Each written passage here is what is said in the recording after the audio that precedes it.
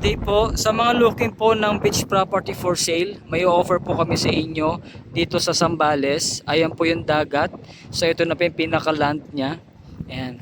So makikita nyo, meron po yung boundary na mga puno. So dyan po, 32 hectares po yan. Dito naman po sa kinakatuyuan ko ay may 21 hectares. So ito po yung property. Ayan, patag po siya.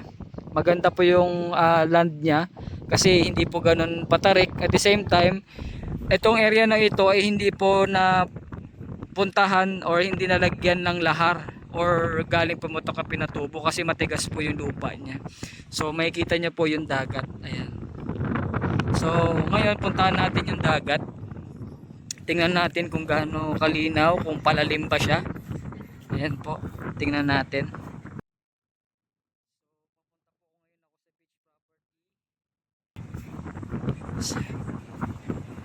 Ito po.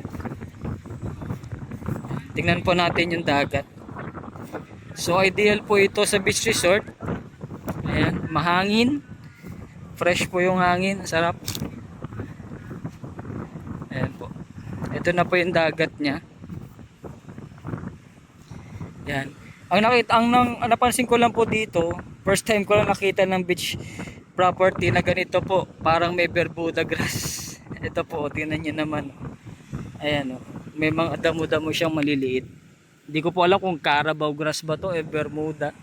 Ang ganda lang po kasi. So ito po yung pinaka beach area. Ayan po. So kung mapapansin nyo po, ayan yung dagat. So meaning po dito, pag malakas po yung daluyong ng bagyo, umaabot po dyan. Kung mapapansin nyo po, patay po yung damo. Kung hanggang dito po sumasampa yung dagat. So makikita po naman natin dito pa lang po naharangan na siya ng dagat. Ayan, ang ganda po. Ayan. So dito hindi nyo po mapapansin na palalim kagad siya. Ayan, may mga doon po sa alon na yun, ibig sabihin nababasag yung alon dyan, meaning mababaw po dyan. Ayan. Yan po yung area niya.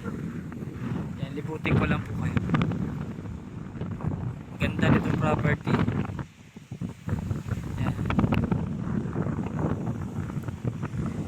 So ito yung green.